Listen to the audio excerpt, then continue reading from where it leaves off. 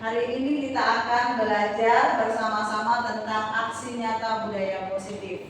Jadi kalau ibu-ibu masuk dalam guru penggerak, banyak ilmu yang kita bisa pelajari setiap hari. Ada yang kita bisa pelajari. Salah satunya adalah budaya positif. Nah, dalam guru penggerak, ilmu yang sudah kita dapat harus diimplementasikan di sekolah masing-masing. Jadi ketika kita sudah dapat wawasan baru, ilmu baru, kita salurkan ke teman-teman yang lain yang tidak masuk dalam program guru penggerak. Ya, salah satunya adalah saya, CGP angkatan yang ke-10.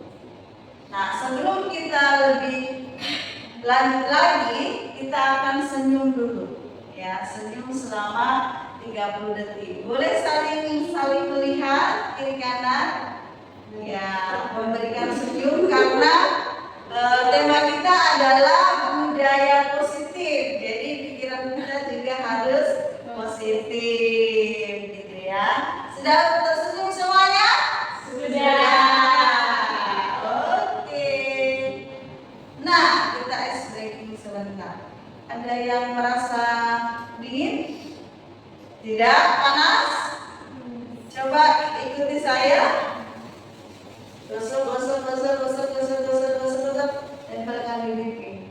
Apa yang dirasa? Panas. Gosok lagi. Gosok.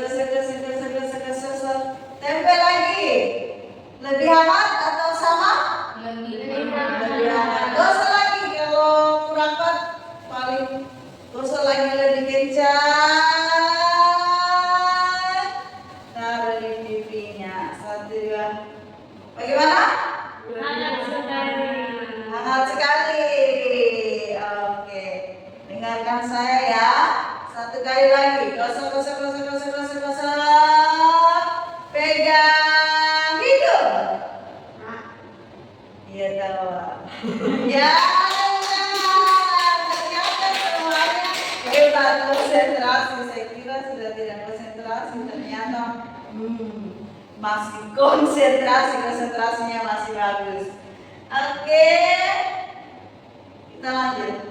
Nah, dalam guru penggerak itu selalu di awal kelas itu ada namanya kesepakatan. Jadi ini yang disepakati di awal supaya nanti ke depan ya kita akan terapkan kesepakatan kelas kita. Yang pertama adalah menghargai siapapun, ya, saling menghargai satu dengan yang lain. Yang kedua adalah menjadi pendengar yang baik. Ada lagi yang mau ditambahkan? Jadi kalau ada orang berpendapat, ya kita hormati ya, kita dengarkan pendapatnya. Selanjutnya nih, ini adalah tentang disiplin positif. Nah, disiplin positif merupakan suatu cara penerapan disiplin yang mengajarkan anak bertanggung jawab dan menumbuhkan kesadaran diri berdasarkan nilai-nilai kebajikan. Jadi ini yang diterapkan di sekolah dan di dalamnya itu ada nilai-nilai kebajikan. Ya, jadi setiap sekolah itu harus mempunyai disiplin positif. Ya, bukan hanya di sekolah, tetapi di kelas itu harus mempunyai ini disiplin positif.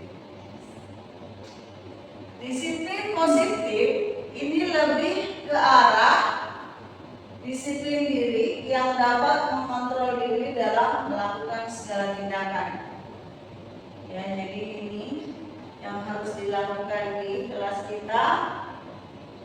Disiplin positif di disiplin diri dapat membuat murid memahami dan menyadari berdasarkan motivasi internal, bukan akibat paksaan, bukan karena pujian ataupun hukuman. Jadi disiplin positif ini adalah disiplin yang lahir dari dirinya, ya, bukan karena oh iya saya melakukan disiplin karena dipaksa oleh misku, tidak ya, atau melakukan disiplin karena saya dipuji, nanti misku puji, jadi saya melakukan disiplin positif, ataupun takut karena dihukum, bukan seperti itu.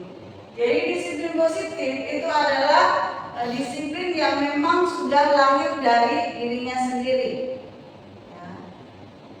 Dari dirinya sendiri, bukan karena paksaan, bukan karena pujian ataupun hukuman. Dan ini adalah 6 karakter dalam profil pelajar Pancasila, dan ini kita juga sudah ulang-ulang di sekolah gitu ya, di morning routine, di kelas. Jadi yang pertama P5 itu adalah beriman, bertakwa kepada Tuhan Yang Maha Esa dan berakhlak mulia. Yang kedua adalah mandiri, berkebinekaan global, bergotong royong, kreatif, dan bernalar kritis. Jadi ini yang selalu diulang-ulang menjadi nilai kita bersama, menjadi karakter yang diterapkan di sekolah kita, ya, tentang profil pelajar Pancasila. Next, ini adalah motivasi perilaku manusia. Ada tiga motivasi perilaku manusia. Yang pertama adalah menghindari ketidaknyamanan atau hukuman. Yang kedua, untuk mendapat pendapat atau penghargaan dari orang lain. Yang ketiga, untuk menjadi orang yang mereka inginkan dan menghargai diri sendiri dengan nilai-nilai yang mereka percayai. Ini adalah keyakinan kelas. Keyakinan kelas atau keyakinan sekolah ini dibuat di awal semester. Jadi sebelum semester berjalan, seperti nanti kita bulan Juli, setelah anak-anak masuk sekolah itu harus ada keyakinan kelas atau keyakinan sekolah, karena ini yang akan diterapkan dan akan dilaksanakan di pembelajaran selama 1 semester itu.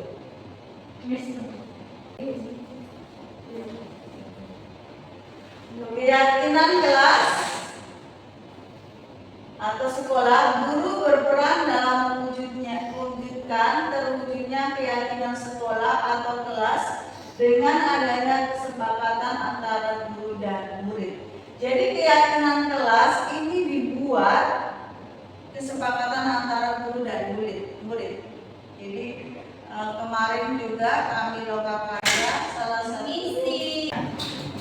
yang selanjutnya adalah keyakinan sekolah atau keyakinan kelas. Ini dibuat di awal supaya anak-anak tahu apa yang menjadi keyakinan kelas atau keyakinan sekolah.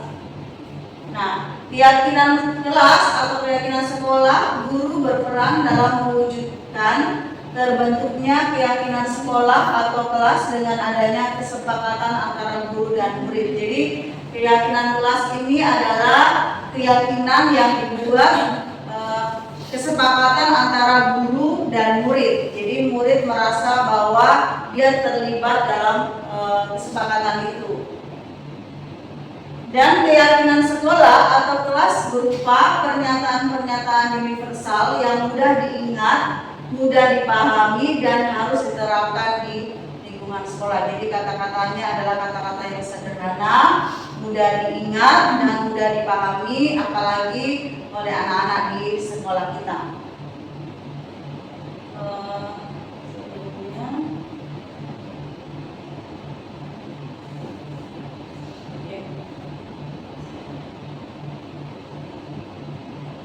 Nah, sekarang saya akan membagikan kertas, dan ini menjadi, nanti kita rangkum apa yang menjadi kesepakatan kita tentang keyakinan kelas secara khusus di semester depan. Ya, bulan Juli akan semester baru, apalagi murid baru. Apa yang menjadi harapan kita dan nanti bisa diterapkan di kelas kita masing-masing. Silakan diisi, boleh pakai spidol.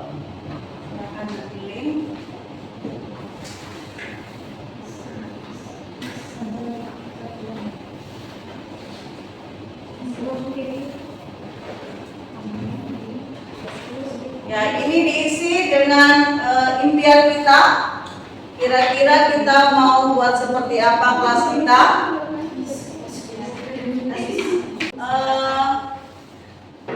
Tentunya mengarah kepada B5 ya. B5 seperti yang sudah saya jelaskan di awal, profil pelajar Pancasila itu akan diterapkan di pembelajaran kita ke depan. Silakan tulis kira-kira apa yang akan kita harapkan untuk murid-murid ke depan.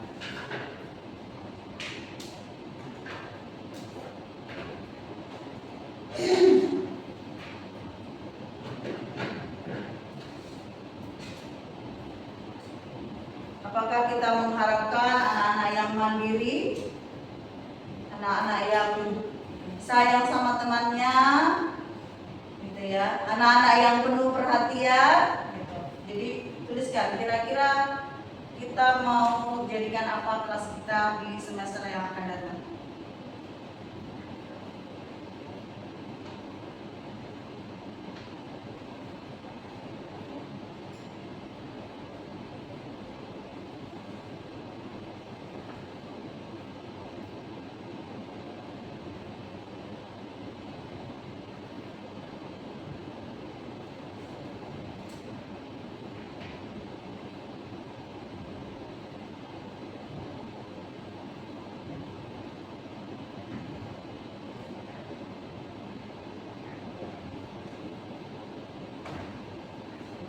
Jika sudah nanti selesai, kita akan membacakan apa yang menjadi harapan kita dan kenapa alasannya seperti itu ya. Seperti misalnya menjadi anak yang mandiri, ya alasannya apa? Karena anak baru pertama masuk sekolah, sebelumnya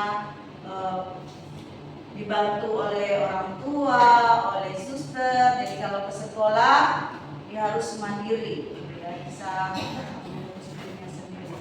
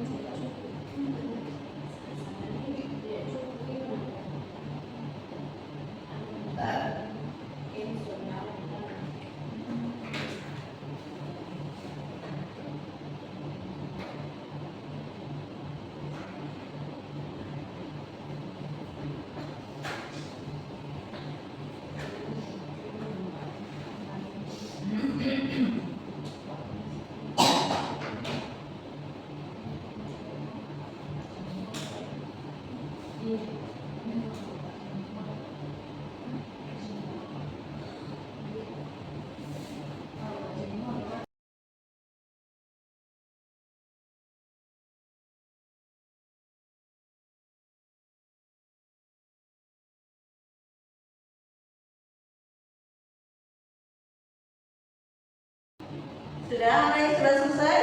Saya sudah. Ya, sudah. Boleh disampaikan di sini? Yang pertama saya maunya anak-anak jaga ketenangan dan ketertiban kelas. Ya, itu ya, supaya ini bisa menjadi kesepakatan kita bersama. Anak menjaga ketertiban kelas ya. Ya, menjaga ketertiban kelas.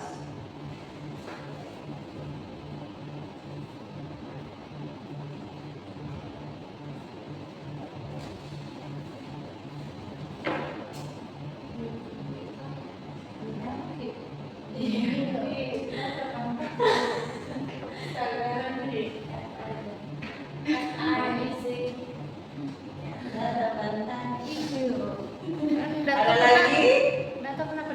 Dua. Dua. Sulit tuh. Jaga diri, jaga teman. Tidak tahu. Menjaga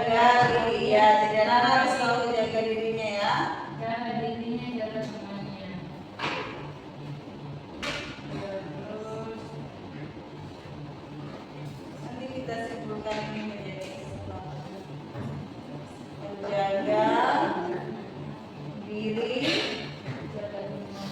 jaga teman.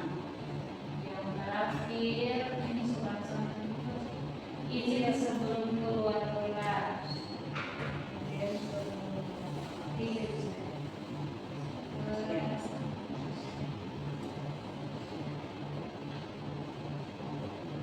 Izin sebelum keluar kelas.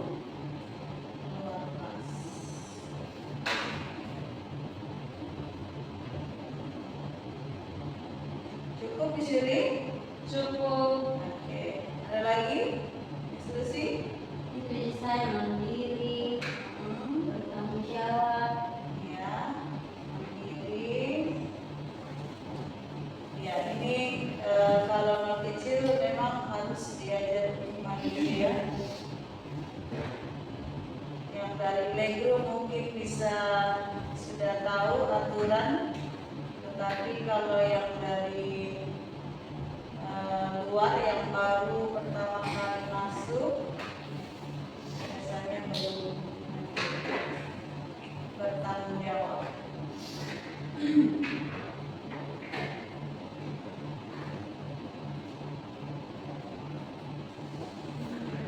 Ada lagi?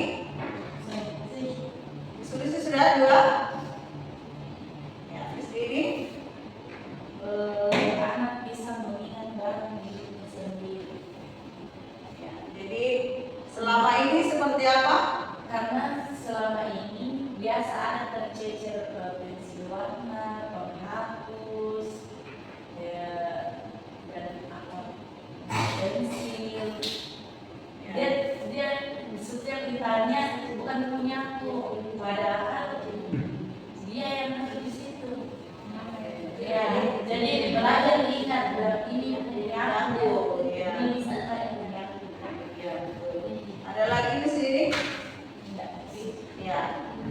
Apa lagi yang sudah?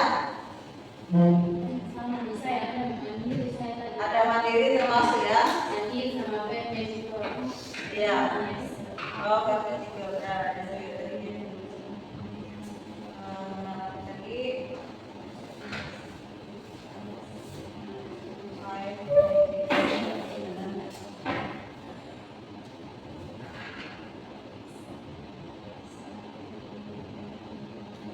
Ada lagi Ismani dari Aku dari Facebook memperhatikan Oh iya betul. put all things away, mengembalikan semua yang sudah diambil pada tempatnya dari Iya. awal. Yaitu Betul itu. Put all things away. kayak biasa buat kamu barang di Mengembalikan pada tempatnya. ya, Memang ini harus dari awal diajar memang untuk anak-anak. Kalau sudah ambil mainan harus dikembalikan di tempat semula. and of course video message, Oke. and of course listen. Listen.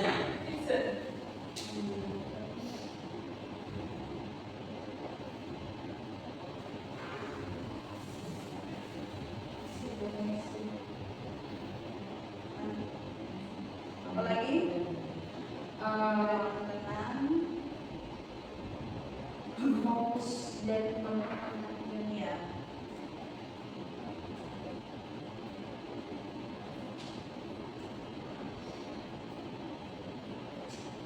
Oke, apalagi? Tidak, belum. Sampai yang belum? saya Ya, bisa anak-anak dapat mandiri dan sopan, mandiri sudah ada tadi ya? taat dan patuh pada guru dan orang tua,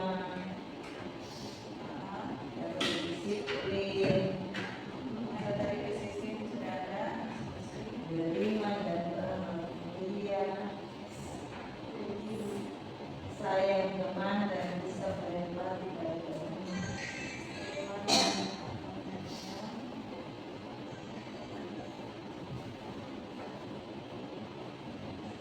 Saya teman tadi hampir sama dengan istri yang menjaga diri tadi ya. bisa berempati, mempunyai empati.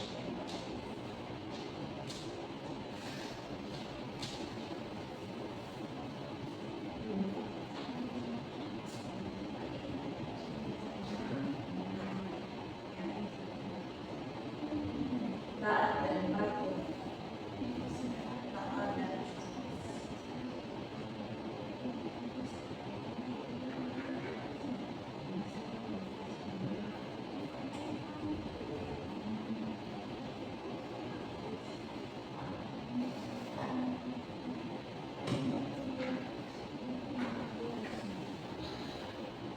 ya. Tadi ada juga di slide berikut sebelumnya. Jadi keyakinan kelas ini kita buat kesepakatan dengan murid. Dan kalau anak-anak yang jenjang usianya lebih tinggi itu biasa diberikan dengan tanda tangannya, gitu ya. Jadi memang dari awal sudah disampaikan ini adalah kesepakatan kita, keyakinan kita di kelas, dan ini kita akan terapkan. Jadi memang seperti playgroup, memang hal yang pertama adalah fokus, penuh perhatian, gitu ya, duduk tenang supaya mereka bisa menyerap apa yang disampaikan oleh guru. Dan nanti kita akan di kelasnya masing-masing mungkin bisa buat poster ini yang harus diterapkan, gitu ya, selama pembelajaran yang akan berlangsung. Tapi ini memang harus di awal semester kita sampaikan ke anak-anak, dan itu diulang-ulang sampai mereka tahu bahwa ini adalah keyakinan kelas kita. Kebutuhan dasar manusia ini adalah yang pertama adalah bertahan hidup, kasih sayang, rasa diterima, penguasaan, kebebasan, dan kesenangan. Jadi kalau ada kebutuhan dasar yang tidak terpenuhi dalam diri anak-anak, pasti ada dampaknya, gitu ya. Jadi paling tidak kita berusaha untuk memenuhi kebutuhan dasar anak-anak kita. Dan ada kesenangan di sini, ya. Kalau anak-anak kita itu ya harus ada unsur ini, senang dia belajar, senang bermain, senang berada di lingkungan sekolah. Kemudian selanjutnya adalah posisi kontrol restitusi. Jadi ini adalah ketika ada masalah atau ada kasus-kasus di kelas, kita bisa terapkan ini segitiga restitusi. Begitu banyak hal yang kita bisa pelajari dari segitiga restitusi. Ada 5 posisi kontrol seorang guru dalam segitiga restitusi. Yang pertama adalah guru sebagai penghukum. Yang kedua, guru sebagai pembuat rasa bersalah. Guru sebagai teman, guru sebagai pemantau, dan guru sebagai manajer. Ya, kita berada di posisi mana ketika ada masalah atau ada kasus dalam kelas? Kita masuk di posisi mana? Sebagai penghukum kah? Sebagai pembuat rasa bersalah? Sebagai teman? Sebagai pemantau? Atau sebagai manajer? Nah, ini ada contoh-contoh konkret ketika kita ada di posisi mana. Kita lihat dari sebelah sini. Adalah guru sebagai posisinya sebagai penghukum. Contohnya seperti ini ya, guru menghardik, menunjuk-nunjuk, menyakiti, dan menyindir. Itu posisinya sebagai penghukum. Guru berkata, kalau kamu tidak melakukan ini, awas ya, rasakan ya, gitu ya. Itu adalah sebagai penghukum. Ada kayaknya yang sudah senyum-senyum. Awas kamu ya. Itu posisinya sebagai penghukum. Kemudian hasilnya ini murid bisa dia memberontak, bisa menyalahkan orang lain, dan juga bisa berbohong supaya dia aman, dia bisa berbohong. Kemudian kaitannya dengan dunia berkualitas, murid meletakkan guru di luar dunia berkualitas. Murid berkata, biarkan saja, nanti juga marah-marah lagi, bisnya marah-marah lagi, seperti itu. Dampak pada murid adalah mengulangi kesalahan. Jadi kesalahannya diulang-ulang. Awas ya, awas kamu ya, ditunjuk, dihabis, itu posisinya sebagai pemukul. Kemudian posisi kontrol yang kedua adalah membuat rasa bersalah. Ya, guru berbilang begini ya, seharusnya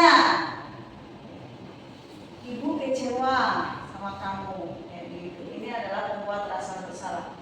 Guru berkata, kamu seharusnya, kamu sudah tahu ibu lelah sekali. Maka dia bilang, aduh ibu lagi stres, gitu ya, lagi banyak pekerjaan. Dan hasilnya adalah menyembunyikan, menyangkal, dan berbohong. Kaitannya dengan dunia berkualitas, murid meletakkan guru di dalam dunia berkualitas. Murid berkata, maafkan saya. Dampaknya murid merasa rendah diri. Kemudian sebagai teman, ini membuatkan alasan-alasan untuk muridnya. Guru berkata, ayolah lakukan ini demi Miss. Atau bilang, masa kamu tidak mau? Ingat tidak, ibu pernah bantu kamu, misalnya seperti itu ya. Hasilnya adalah ketergantungan. Kaitannya murid meletakkan guru sebagai orang yang sangat penting di dunia berkualitas. Murid berkata, saya pikir bapak atau ibu teman saya, ternyata begitu. Terus dampaknya lemah, tidak mandiri, dan bergantung. Posisi kontrol yang selanjutnya adalah pemantau.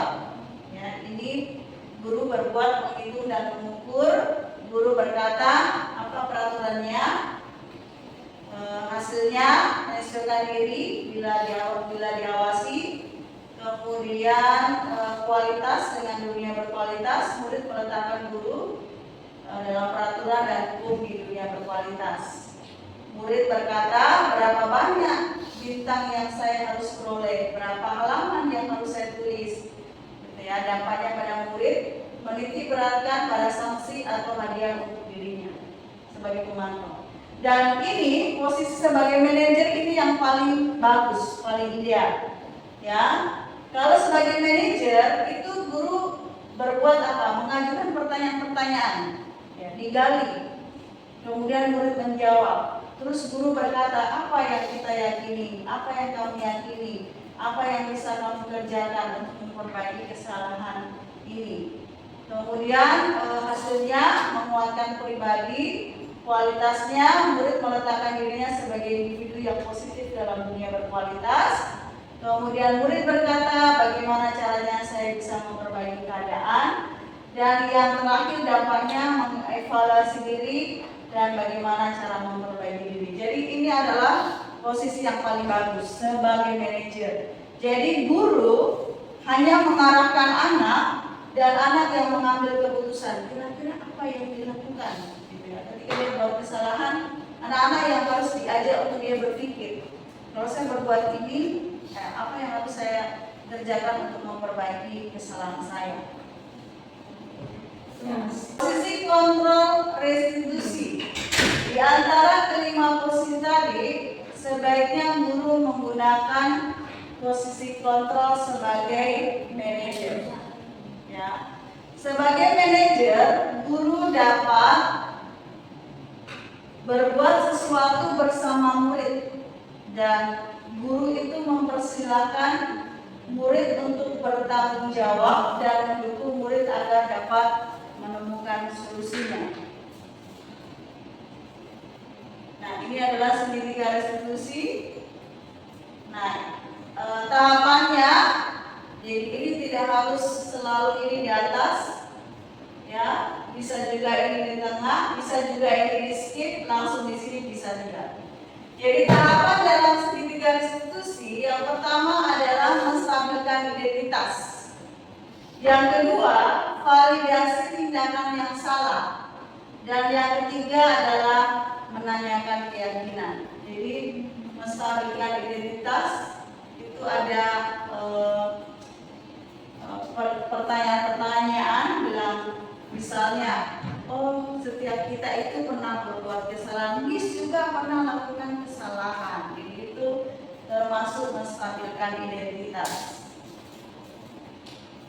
Ya, menstabilkan identitas dilakukan berdasarkan prinsip bahwa membuat kesalahan adalah bagian dari proses pembelajaran yang nantinya akan menggeser identitas gagal ke arah identitas sukses. Seperti yang saya katakan tadi, bahwa menstabilkan identitas itu menyatakan bahwa setiap orang itu pernah berbuat salah.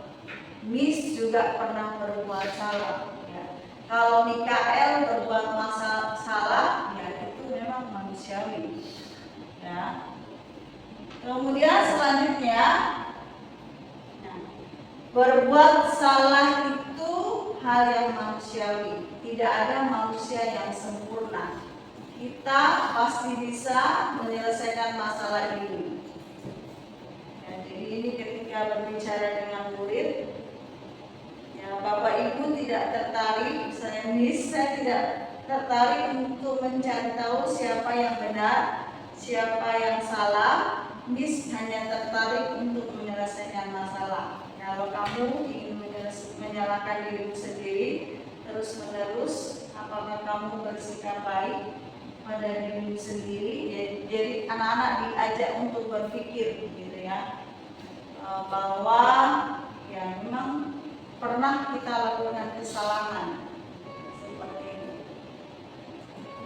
Selanjutnya adalah validasi tindakan yang salah.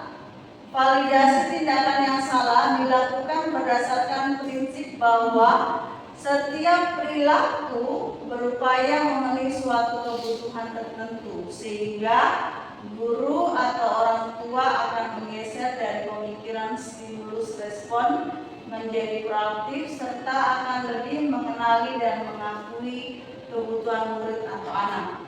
Nah, ini validasi rasa bersalah.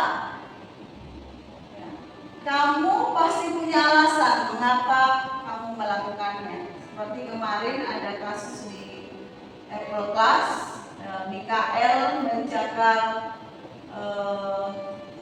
Kai. Ya, saya tanya, kamu buat apa? Kenapa kamu lakukan seperti itu? Gitu ya. Ini adalah validasi tindakan yang salah.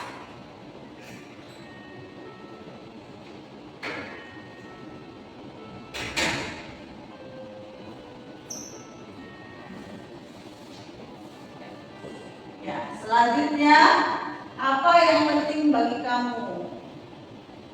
Kamu boleh tetap berusaha menjaga sikap itu, tapi tambahkan sikap yang lain atau yang baru. Atau juga katakan, maukah kamu belajar cara lain untuk mendapat yang kamu butuhkan tanpa harus memukul? Ini adalah contoh-contohnya ya. Selanjutnya, menanyakan keyakinan. Ini menanyakan keyakinan dilakukan dengan memberi pertanyaan-pertanyaan bermakna kepada murid atau anak untuk memunculkan motivasi secara intrinsik sehingga mampu mengaitkan keyakinannya dengan tindakan yang salah. Jadi keyakinannya apa, tindakannya apa yang dilakukan. Ini adalah menanyakan keyakinan. Ya, menanyakan keyakinan ini sehubungan dengan apa nilai yang kita percayai di sekolah kita. Jadi ini berhubungan dengan nilai yang dipercayai, nilai-nilai yang sudah disepakati. Ya, tadi dalam keyakinan kelas ada kesepakatan bersama, dan kelas yang ideal itu seperti apa, kamu ingin menjadi anak seperti apa yang kamu rasakan ketika kamu melakukan itu, kamu menjadi orang seperti apa. Ya, ini tentang menanyakan keyakinan.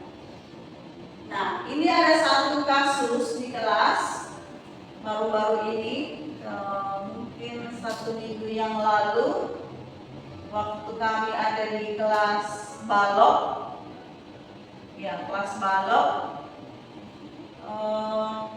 saya tidak tahu bahwa Mikael mencakar Sky. Jadi waktu pulang saya baru lihat orang tuanya bilang, "Miss, kenapa bukannya anakku?" gitu ya. Setelah pulang besoknya saya tanya kepada Mikael, apa yang terjadi. Kita nonton terus sedikit ya video.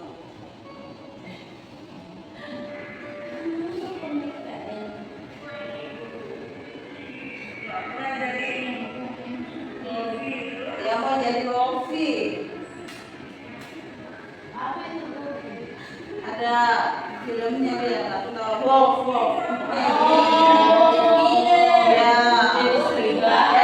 Dia cakar, jadi dia ikutin. Itu menit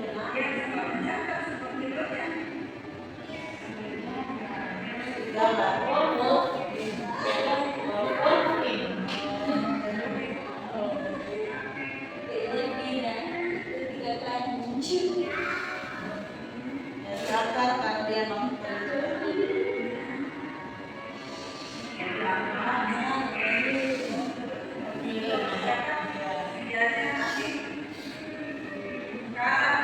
Dia superhero katanya, dengan mencakar susunya mati. Oh iya, X-Men yang ya.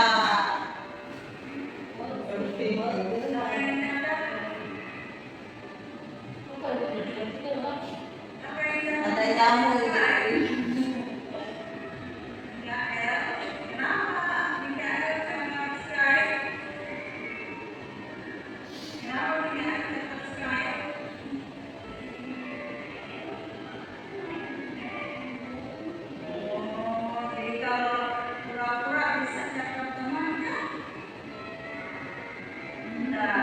Dia bilang tidak, dia tahu ya.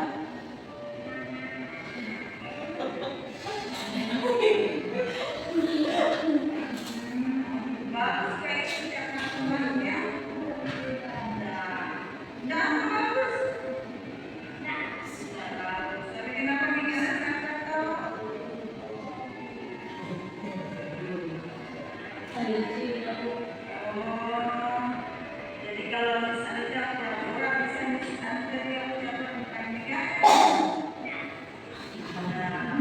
masih boleh dilakukan seperti itu kan? Tidak. Kenapa kalau diucapkan saat itu tidak? Tapi dong sih. Terus sampai dong.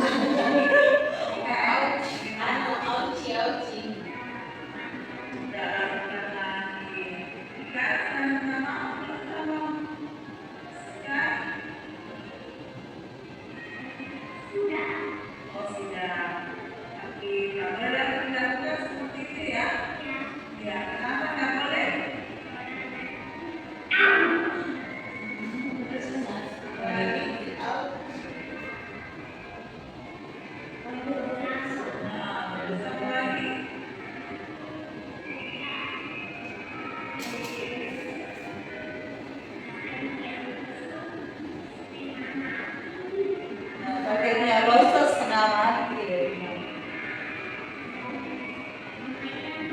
Mamanya marah. Boleh ya? Sekarang saya teman. Saya teman ya. Ya, harus saling mengasihi ya.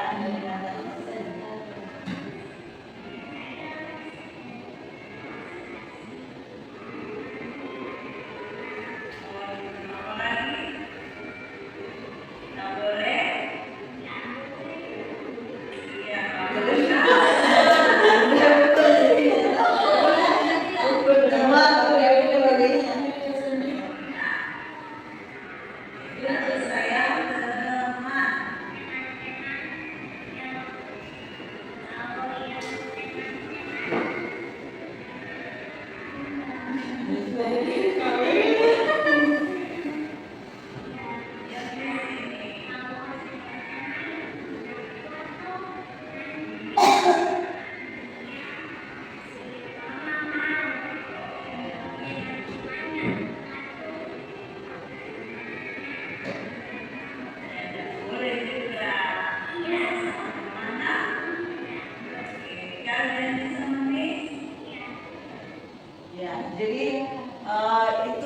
anak-anak diajak untuk dia berpikir gitu, apa yang harus dilakukan, validasi rasa bersalah, menstabilkan identitas seperti itu ya.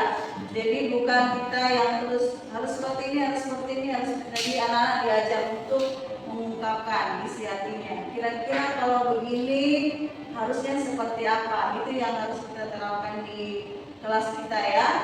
Jadi kalau ada masalah seperti itu, biasa seringkali yang kita lakukan adalah kita gitu ya. Kamu harus gini, kamu harus ini. Padahal dengan seperti ini, dengan segitiga restitusi, anak-anak akan berpikir, oh iya, kalau saya lakukan ini harusnya seperti ini, gitu ya. Jadi ini juga kita belajar bersama-sama tentang segitiga restitusi dan sudah selesai pemaparan tentang budaya positif. Biarlah ini boleh memberkati kita semua menjadi ilmu baru yang kita bisa terapkan di kelas kita masing-masing, baik keyakinan kelas yang nanti kita buat di awal ya, supaya anak-anak tahu apa yang menjadi keyakinan kelas bersama, dilakukan bersama, dan ini adalah kesepakatan antara guru dan murid. Kemudian kita juga belajar tadi tentang segitiga restitusi. Jadi ketika ada kasus, ada masalah, ya diajak ngobrol, diajak bicara. Bukan kita yang menentukan apa yang harus dilakukan, tetapi diajak untuk dia berpikir. Kira-kira kalau saya melakukan ini, solusinya seperti apa? Ya, seperti itu. Merasa dingin? Tidak? Panas? Coba ikuti saya. Gosok, tempelkan di pipi. Apa yang dirasa? Hangat. Gosok lagi. Gosok. Tempel lagi. Lebih hangat atau sama? Lebih hangat. Gosok lagi. Kalau kurang kuat, paling gosok lagi lebih kencang. Taruh di pipinya. 1, 2. Bagaimana? Hangat sekali. Hangat sekali. Oke, dengarkan saya ya. 1 kali lagi. Gosok. Pegang hidung. Iya tahu. Ya, ternyata semuanya hebat, konsentrasi. Saya kira sudah tidak. Terima kasih teman-teman untuk waktunya. Biarlah waktu yang singkat ini boleh bermanfaat bagi kita semua. Terima kasih guru hebat. Tepuk tangan untuk kita semua.